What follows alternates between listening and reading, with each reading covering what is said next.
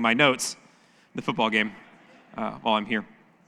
I have a running theory, and my theory is that most people who have some sort of distinct view on the world, they have a really specific worldview, most of them have probably at some point had a formative experience in their life that has affirmed that that will be their view of the world. So maybe it's a formative spiritual experience that has led them to think, okay, I definitely need to live this one way because this is what I'm seeing. Maybe maybe they prayed for something, or their family members prayed for something, and they saw God answer it. And so they go back to that and look, that's the formative experience that makes me see the world the way that I do. But this can happen whether someone's a believer or not. I think everyone has some sorts of formative experiences that if you dig back deep enough, maybe you'll find have changed the way that you look at the world. One of my favorite ways that this is illustrated is in a very underrated Disney movie called Meet the Robinsons. Now, this is a movie that I had not seen until my kids. We watched it together, so I missed it when it came out. But there is a character in this movie, and it cracks me up. I'm about to show you one of my favorite 6-second clips from a movie I've ever seen. But there's a character in the movie that is the friend of the main character. And this friend, one night, is kept up all night because the main character is making a science experiment in their room. So it keeps him awake.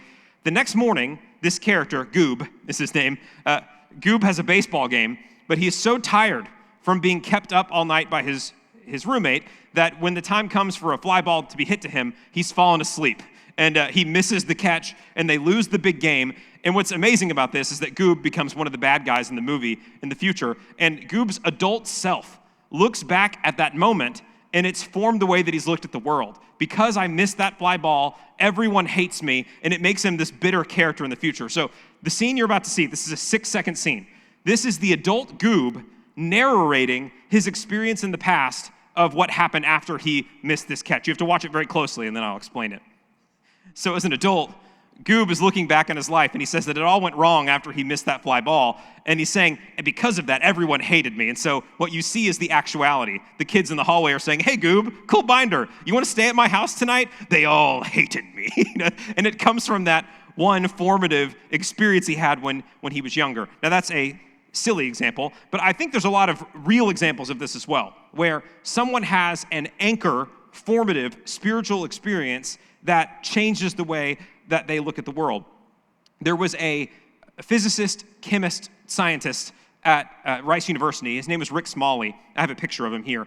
Dr. Smalley was a Nobel Prize winner, and the thing that he discovered was a new form of carbon, a new carbon molecule, and it was called the buckyball. Now, I have no idea what that means, so don't ask me to explain it to you, but he was a brilliant guy, and he was at Rice, and he had this illustrious career as an academic, but he got later in life, and he started to question the way that he was living his life.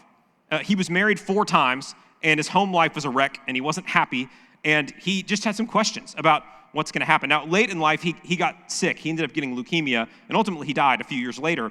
But in this later part of his life, he went to another professor at Rice, a guy named Jim Tour, who's a very strong believer, but also a brilliant scientist. And Dr. Smalley asked Dr. Tour, what is it about your life that's different? You know, I see that you're a serious scientist and you know what you're doing, but your wife also likes you. You know, your kids also like you. What do you have that is different than what I have? And so Dr. Tour answered that question. I mean, it's Jesus. The difference is that I've given my life to Christ, and it's made my life into what it is. And so they developed a friendship. And eventually, Dr. Smalley, as being a scientist, had a lot of questions about the Bible and about science and how those things could possibly be compatible. His worldview was largely at odds with what a lot of people would say is biblical Christianity. So Dr. Tour arranged to have Dr. Smalley meet another astrophysicist named Hugh Ross. We've had Hugh Ross at our church a few times. He has a ministry that basically talks about science in the Bible. Brilliant guy when he gets up and talks. Well, one time, Dr. Ross came to Rice, and so Dr. Smalley, this Nobel Prize-winning physicist whose life was a wreck, spent a few days with Dr. Tour and Dr. Ross asking him questions. And at the end of it, the way that Dr. Tour tells the story, Rick Smalley basically said, this guy knows everything about Hugh Ross. And for Dr. Smalley, what he saw was 2 equally intelligent guys, or in the same vein of what he is. They had not left their brains at the door, but they were also Christians, believers in the Bible, believers in Jesus, and their lives were different than his. And so seeing that, it gave him a plausibility structure that he could watch and say, you know what, maybe I could live my life differently as well. And so in his later years, Dr. Smalley did become a believer. Near the end of his life, he was sick, but he became a believer, and his funeral was actually here at Second Baptist Church, and our senior pastor, Ben Young, did the funeral. So you have this guy who is a Nobel Prize-winning chemist and physicist, completely brilliant, but his moment, that spiritual formative moment, was meeting these two guys. It was talking with Dr. Torr, it was talking with Dr. Ross, and even having to face his own mortality. That led him to have this formative spiritual experience. Now, I think that if you are a believer and if you dig back far enough, you've probably had a couple moments of your life that might qualify as a formative spiritual experience that has formed the way that you look at the world. Again, it might be that you had a prayer answered. It might be that you heard a certain person speak at a certain time and everything just made sense to you. Well, a lot of us have those things. And one of the key things that our church does that I think probably provides the highest number of formative spiritual experiences like that is what we do when we go to beach retreat in the summers. We have our students, our junior high students and our high school students, go to the beach, and they are taken into a different experience than what their normal life is. And I would say, there are thousands of kids, if not more, maybe it's tens of thousands, who had a formative spiritual experience at beach retreat that became that building block to change the way they look at the world. And I think what makes beach retreat work in that direction is that it removes kids from their normal everyday life, takes them away from their distractions, takes them away from the world. And it's not the lights and the hype and the all the fun at beach retreat that necessarily does it, but I think the thing that gives a lot of kids a look into something different is worship.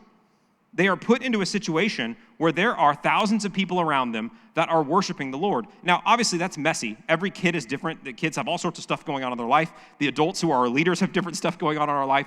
But God uses that for a lot of students to basically show them, your life could look like this.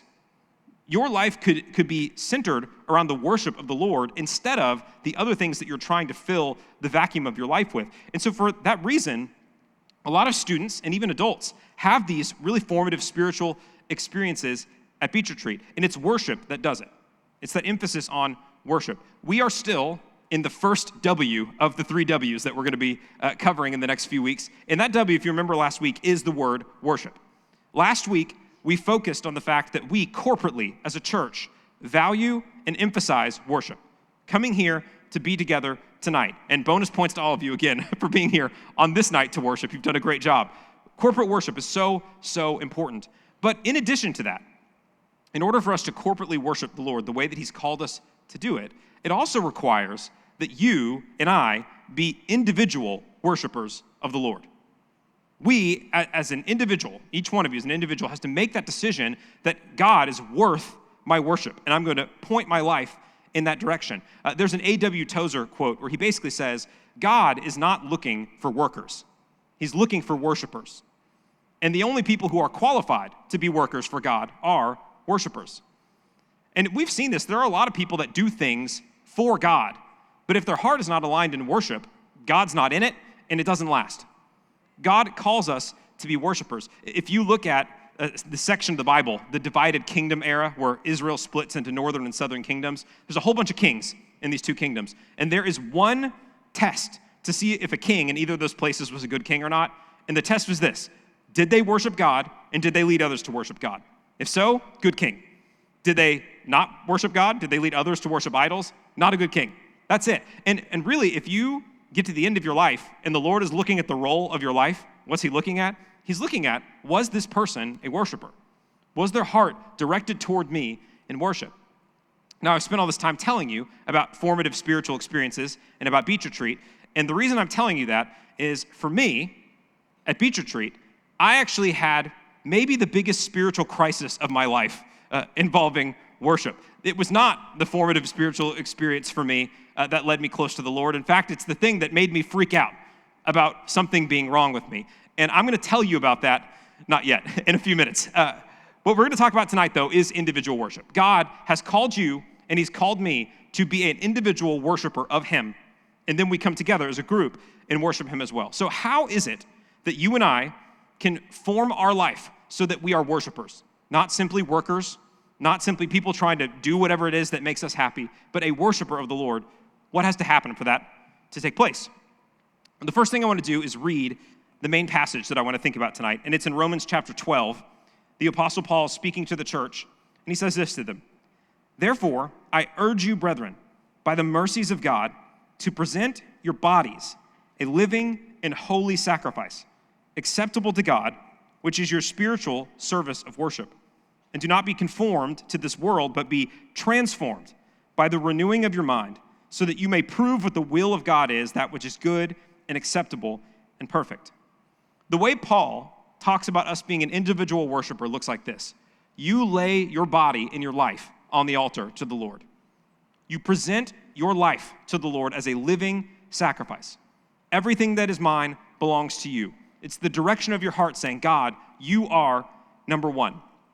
So, how is it that you, in this next year, maybe this week, in the next few months, can align your heart to be a worshiper of God? The first thing you have to do is this.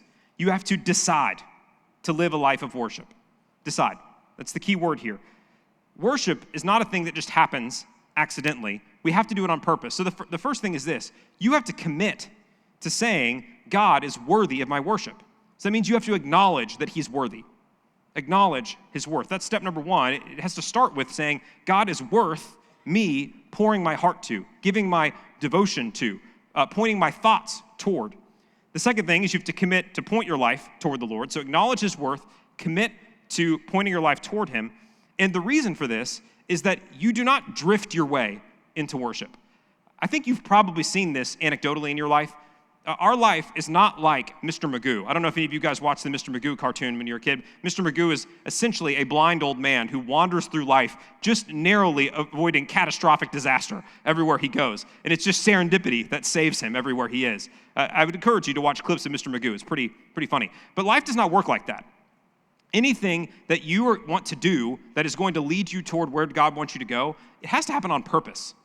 Now, obviously, sometimes God will do things in your life that you have nothing to do with, and he'll protect you and preserve you. But if you want to have a heart of worship, you're not going to accident your way into that.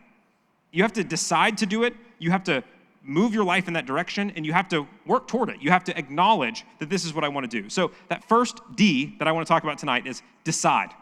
You have to decide to live a life of worship.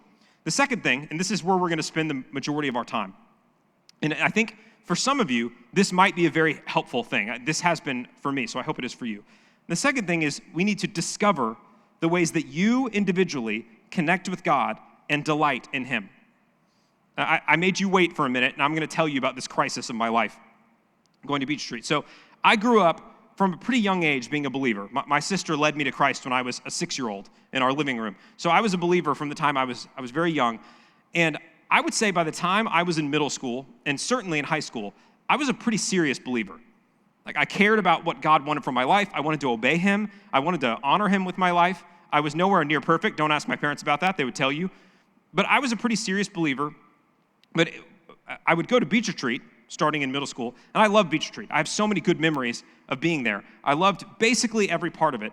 But the issue for me at Beach Retreat was pretty simple. I think Beach Retreat is largely characterized by this incredible time of worship with everyone in the room, and a lot of that being the music part of the worship. It's loud, it's very high quality, you're there a long time, and it really is just an incredible experience. A lot of kids go there and they're like, this is what this can be like, it's amazing. So here's what I remember from being at Beach Retreat. I like music, I like worshiping through music, I do enjoy that. But here's what I would remember. I was a serious believer, wanting to honor the Lord. I would love silent sounds. I would love to hear the message. But we'd get into about the 6th song of the worship set, and we'd be repeating the chorus of that song maybe for the 8th time. And I would start to think, my feet hurt. Like, I need to focus on the Lord. Let's get back to singing the lyrics again. But the index toe on my right foot is just barking at me. Like, please, can we sit down? When is the message going to start? The song ends, another song starts. Another song? Why is this happening? But here's what ended up happening to me during all this. I started to really doubt if there was something wrong with me. Like, I would look around me and I would see my other friends and some of the leaders and all these people having transcendent worship experiences with the Lord, totally connected with him. And I'm over here just thinking, why are my dogs barking at me? Like, can we sit down? I mean, do you have to repeat the chorus 14 times? Now, by the way, I think we do a better job of that now at Beach Retreat than when I was a student. But I just remember thinking, there's something wrong with me. Why am I not connected with God so closely at this moment? Why is my mind wandering to other things? Like, clearly, there must be some sort of undealt with sin that I'm going to find out later. Like, what's happening to me? And it wasn't until years later that I kind of received some of the vocabulary that helped me understand it wasn't that there was anything wrong with me. It's just that I'm a normal person. And here's what I found out. I came across a book by a guy that was a pastor at our church for a long time. His name's Gary Thomas. And the book that I read was one called Sacred Pathways, was the name of the book. And the basic thesis of the book is this.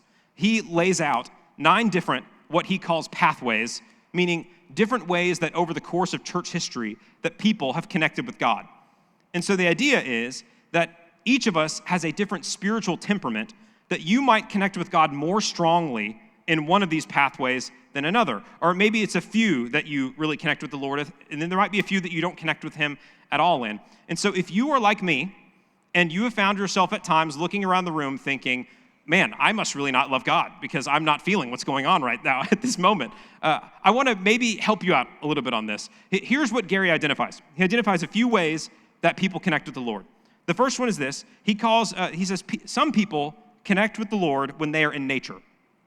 So he calls that the naturalist, the person who loves the Lord when they're outdoors. Now, I would tell you on a personal note, this is one of the areas that I feel like I do connect with the Lord when I'm in nature.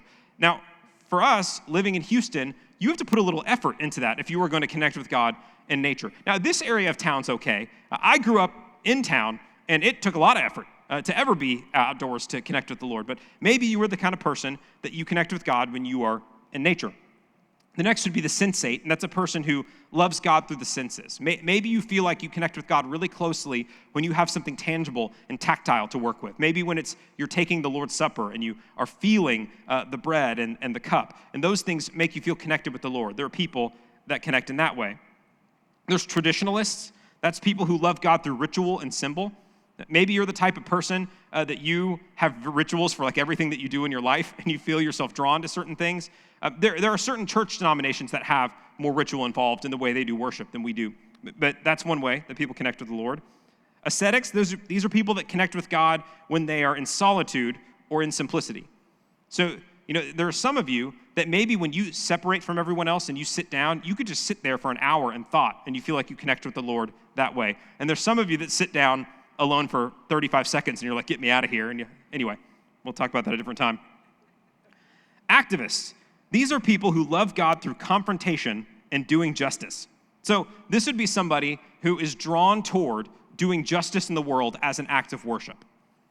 There are many people that are such. That this is pretty far outside of what my thing is. So I don't understand people that are like this. But there are some people that connect with the Lord in that way. I would maybe throw out a couple people from history that might be like that. The prophets in Israel. Some of them might have been people who were activists in nature. They were connecting with the God of Israel by talking about corruption going on in the nations of Israel and Judah. William Wilberforce, one of the key people, a staunch believer in the Lord, who was the main person in getting rid of the slave trade in the British Empire. He probably connected with the Lord this way. Caregivers. Some of you are caregivers where you love God by loving others. Maybe you have that gift of hospitality. You feel connected with the Lord when you see somebody hurting and you're meeting needs for them. Man, I'm so grateful that we have people that worship the Lord that way. Enthusiasts, you are the people who love God with mystery and celebration. This is the person that when my feet were starting to hurt, they were just getting warmed up. Let's go 48 songs deep. We're going to be here for hours. I want to go to a concert. Let's worship for days. That would be you if you're an enthusiast. Contemplatives are people who love God through adoration. I would say these two probably go hand in hand, the enthusiast and the contemplative. By the way, I do want you to know, our staff, our worship staff, put together a Spotify playlist this week. If one of the ways that you connect with the Lord strongly is in music, if you either use the QR code that's behind me, or if you look up, I think it's SBC North on Spotify, you can find this playlist. These specifically are songs of praise that are directed toward the Lord. So these are not just songs that talk about God. They are songs specifically where you are singing to the Lord. So we want to give you that as a resource. If you're the type of person where that's a way to connect with the Lord, go for it. And then lastly, intellectuals, this doesn't mean smart people, but it means people who connect with the Lord when their mind is engaged. And so I would tell you, just from looking at this list of things, and by the way, this is not a list that's in the Bible. This is just a template to help us understand. For me, I think I connect with the Lord most strongly through that intellectual pathway, meaning when my mind is engaged, that is a lot of times when I feel closest to the Lord. I think I've told the story about this before, where one of the most worshipful experiences of my life came when I was reading a book. And at the end of it, I just had this overwhelming moment of worship with the Lord alone in my house at 3 o'clock in the morning. And then also being out in nature. Now, the reason I say all this is just to give you tools to say, if you look around at other people and you think, man, they connect with the Lord so strongly this way and I don't, there must be something wrong with me. It might simply be that God did not wire you that way. Maybe God didn't wire you to connect with him through passionately singing and throwing your hands in the air and waving a flag in the air. You know, a lot of churches have a flag lady that has a flag going around. Maybe that is not the strongest way that God has called you individually to worship of him. So I hope this tool is helpful for you. It's worth looking into and discovering what are the moments in my life where I do feel like I've connected with the Lord the strongest and I have delighted in him the most, and then ask, maybe it's because it was in one of these avenues. Maybe it was a moment where I was doing something, an act of justice that needed to be done, and I felt connected with the Lord when I did it. Maybe it was a time when I had to take care of somebody who was hurting or dying or in a difficult season of their life, and I connected with the Lord when that happened. Well, you need to pay attention to that, because we are called to worship the Lord together, but you are also called to worship the Lord individually. So discover the ways that you connect with God the most strongly. And then lastly, once that happens, you then need to discipline your life to make time for individual worship. So if you know that you connect with the Lord by being out in nature, you don't get the excuse of saying, well, I haven't been outside this year, so I don't feel close to the Lord. You have to discipline your life so that you have avenues to worship the Lord. If you worship the Lord in song, there is no excuse for you to not find times to listen to music that will connect you to the Lord or for you to praise him. There are opportunities for it if you discipline your life to have it. In the book of Daniel, this is in Daniel chapter 6, some of Daniel's enemies want to get him caught. He's in the Babylonian Empire here. And the way that they're able to get him caught is that they know he prays to the Lord 3 times a day, every day. He's disciplined in it. And so they make the king sign a decree. You can't bow down to anyone except for the king for this many days. And this is what the verse says. Now, when Daniel knew that the document was signed, he entered his house. Now, in his roof chamber, he had windows open toward Jerusalem, and he continued kneeling on his knees 3 times a day, praying and giving thanks before God, as he had been doing previously. It was the habit and discipline of his life that he prayed 3 times a day, every day. Worship is great when it's spontaneous. There are times in your life, and there have been times in my life, where there have been spontaneous moments where I felt like I've connected with God. You cannot rely on that happening for you every day. You have to discipline your life so that once you know, this is how I connect with God on an individual level, in addition to being with other believers, I've got to make room for that in my life. Make room in your life for the things that are important. And there's nothing more important than worship. This is what it says in 1 Samuel. Samuel speaking, and he says, "Has the Lord as much delight in burnt offerings and sacrifices as in obeying the voice of the Lord? Behold, to obey is better than sacrifice, and to heed than the fat of rams." This is not simply about making the Lord not angry with you. And Samuel's saying, God doesn't just want you to burn animals as sacrifices to him. He's speaking to Saul at this point, actually. He says what God wants is obedience. And if you remember, we talked about this last week, if you look back at the law that God gave to Israel, there really was one law. Don't have other gods before me. I'm your God. Don't worship idols. Worship me. Worshiping the Lord is an act of obedience. So we need to discipline our lives in that direction, so that we are worshiping him, giving him our time, giving him our energy. And that leads me back to the main passage for today. Paul describes it this way: your whole life needs to be an offering to the Lord. Years ago, I saw Dr. Young give a sermon where he was talking about when we were pledging, about what we were going to give. He had a prop. It was a giant tithe offering plate, and it was on the stage. And basically he said, when we're giving to the Lord, it's not about you taking your wallet and dropping it in the plate. When we are giving, or when we're offering things to the Lord, we put ourselves in the plate.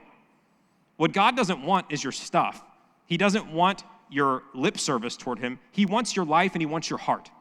And that ultimately is worship. So that's why Paul says, I urge you, by God's mercy he's given you, present your entire life as a living sacrifice to the Lord. That starts by committing to worshiping him together, which we're doing now. But the question, though, then is my heart on an individual level directed toward the God of the universe? My love, my affection, my energy, my passion, is that where it's directed, or is it somewhere else? Bob Dylan years ago said, everybody's got to serve somebody. There's no such thing as a person who doesn't worship. We are wired to worship. It's something that you are going to do. And so the question is, where's your worship directed right now?